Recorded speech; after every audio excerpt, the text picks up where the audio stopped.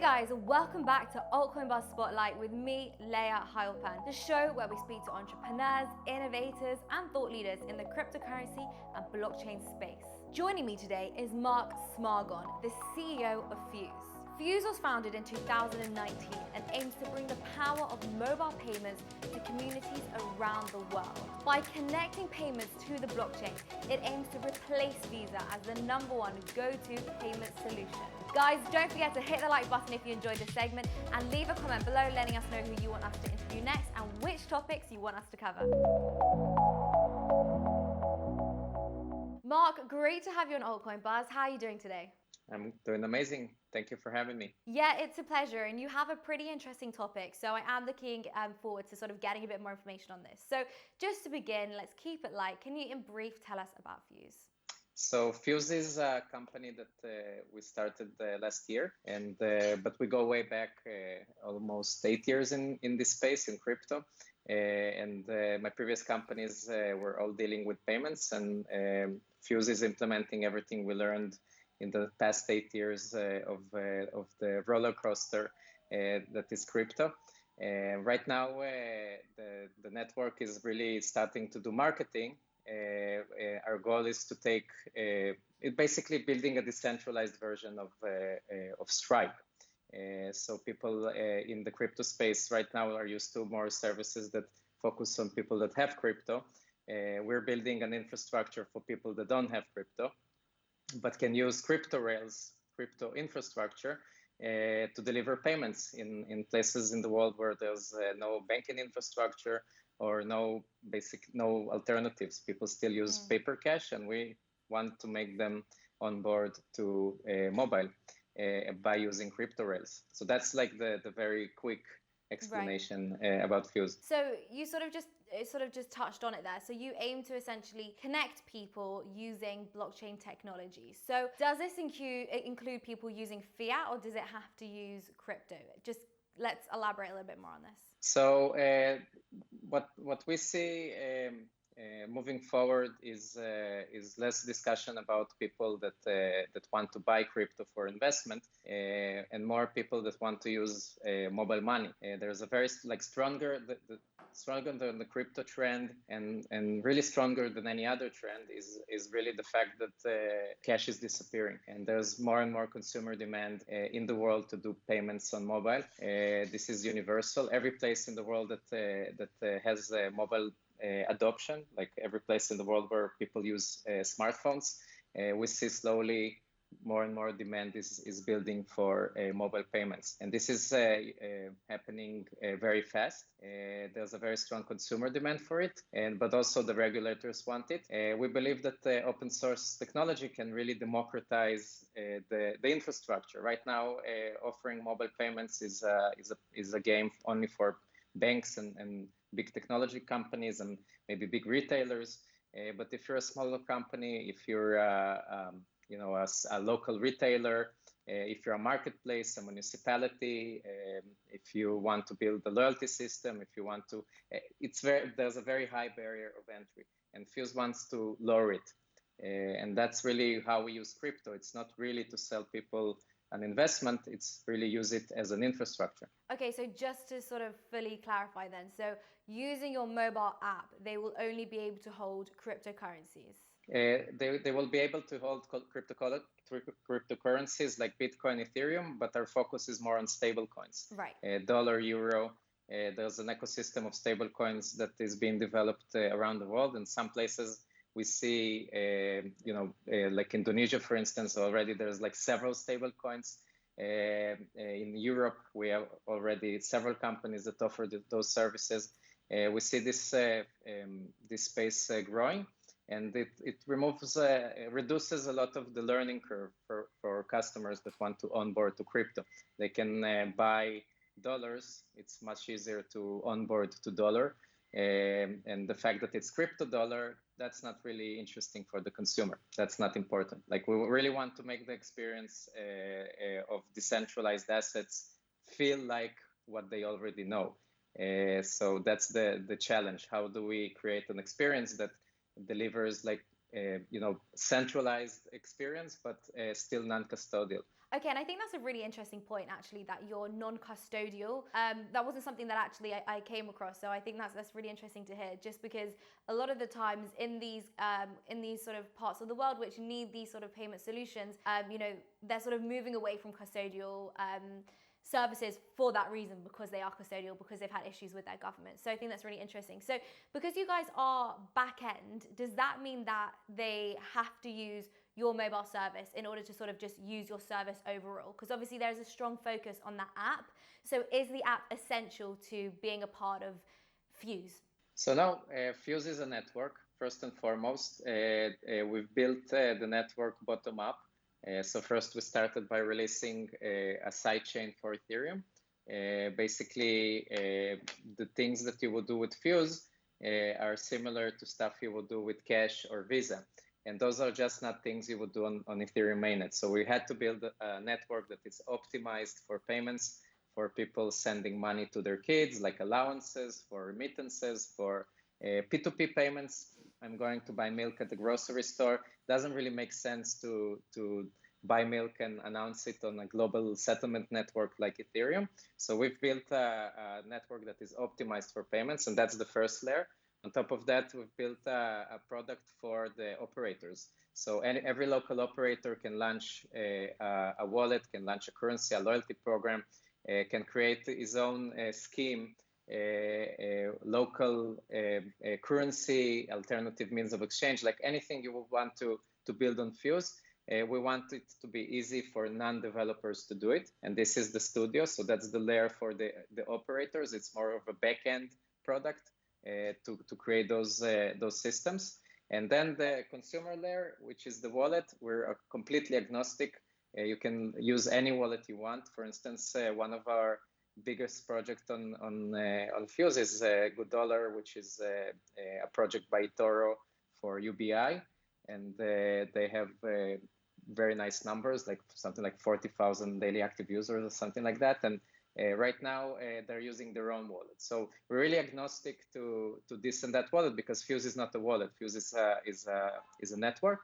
And because we did like a vertical integration for payments, and we can own the entire stack, it's open source, but we still are able to integrate, do vertical integration, which makes the experience feel like it's a centralized wallet, but it's actually decentralized. It's non-custodial, and we do this with some techniques that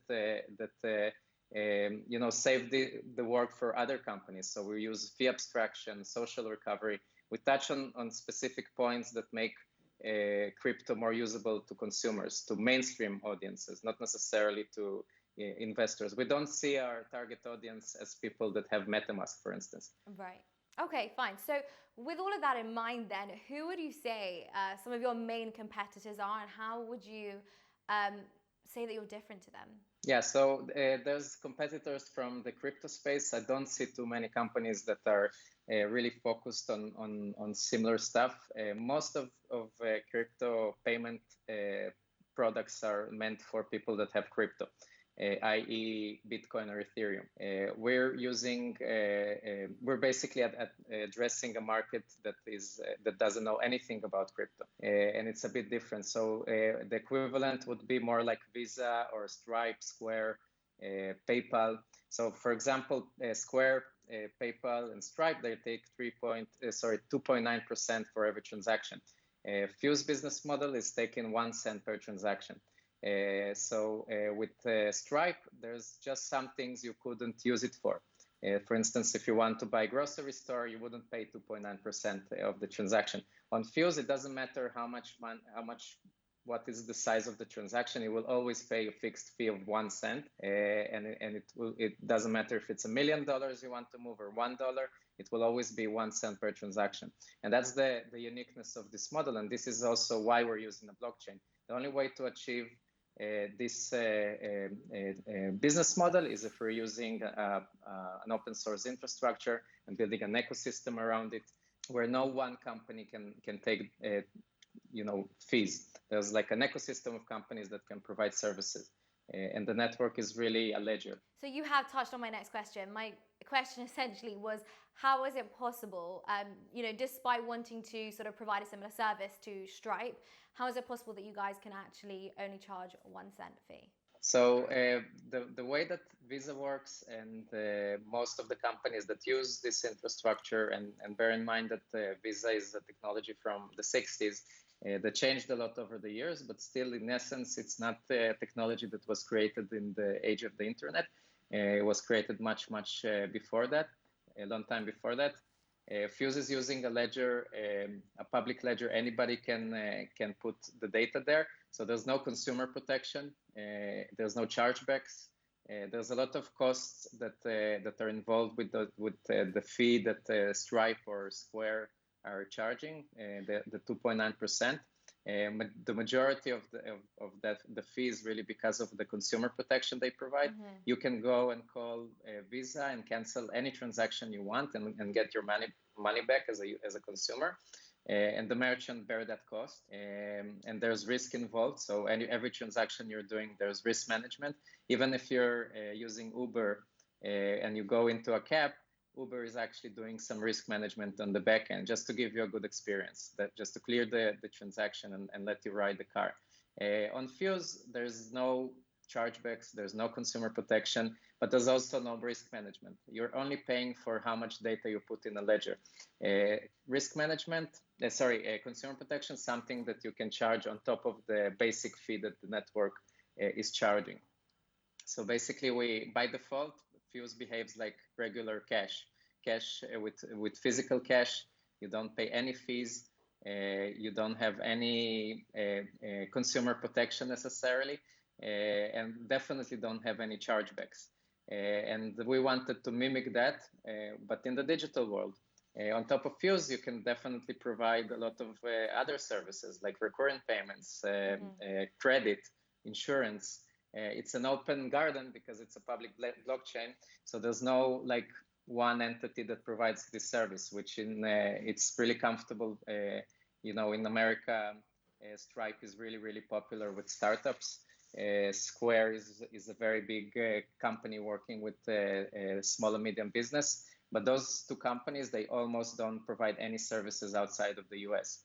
And they're both very limited. So Stripe and Square, they only support Visa payments. So if you want to accept bank deposits or other kinds of ways to interact with money, you basically can only use credit cards. So I see companies like Stripe and Square as like an intermediate model, but the future is definitely for open source financial services, because there's no reason that the payment space would be so fragmented. And if I, as an Israeli company, wants to sell something in America, I need to physically go and open a company there, and it's just not something that I see. It's not something that is sustainable or doesn't make sense in the internet age. And speaking of Visa, one of your goals is to actually replace Visa. So how possible do you think this is, and how do you plan to do it? So when I say replace Visa, I don't really believe that one company can just come and replace Visa, but creating an ecosystem of companies. This is our vision, and really it doesn't mean that I want them all to use my ledger or my protocol or my infrastructure. I do see us as a part of a larger ecosystem. I see Ethereum kind of building itself as the HTTP of money. HTTP is the protocol that the entire internet is based on, and it's a standard. Nobody really owns it, but everybody uses it. Some of them don't even know that they're using it. And really, what I see this space evolving into is really an ecosystem of companies collaborating in a world where everything is open source and you're not selling code. You're not selling data, and you're not charging fees.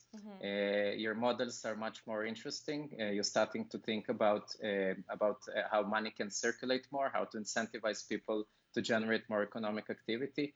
When you charge 3% for every transaction, it's hard to make people circulate money around. If we want to really look at the potential of this space, we just need to have a glimpse on what's happening in China with WeChat.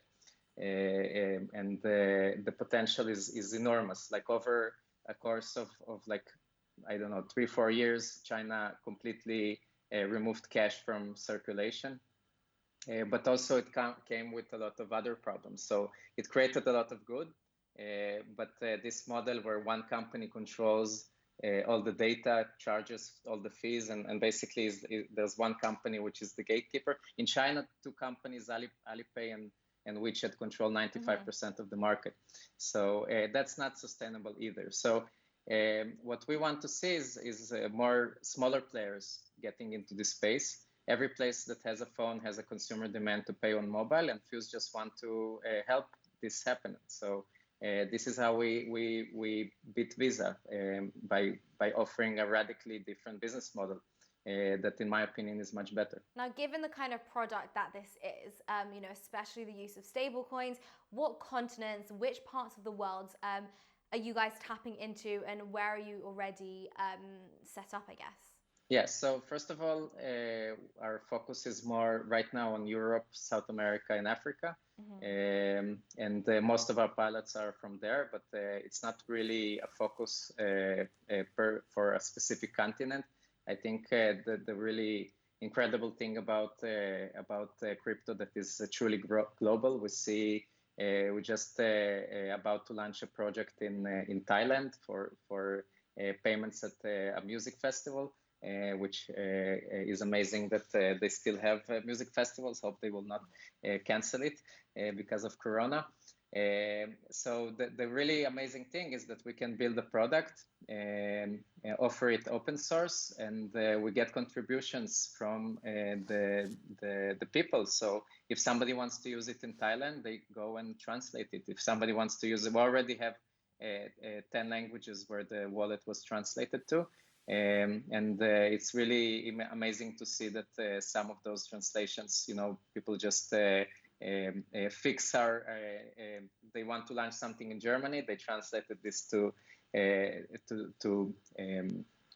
different German languages. Yeah. German.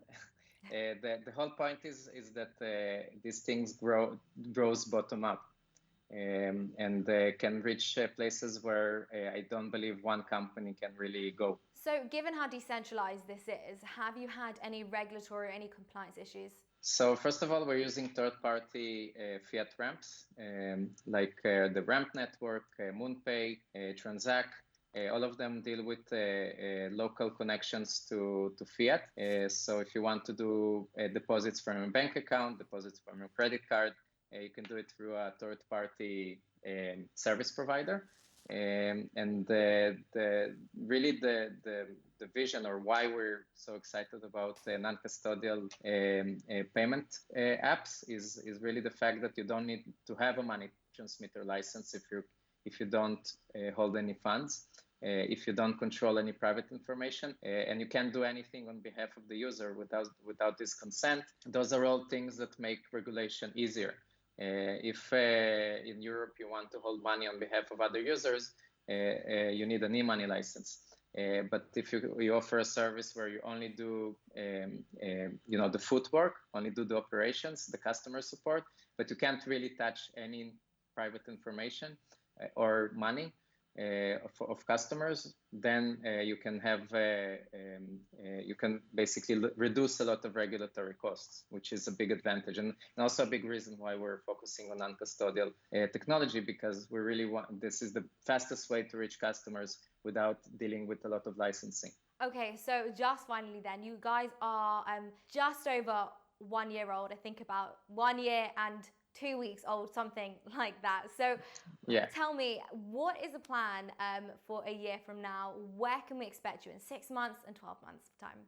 So right now we have 10 pilots that we're really focused on showing the world how the money flows. It doesn't need to be millions of users. We really want to show real people use it in real places in the world, like Spain. We have a project in Seville that is doing cash handouts.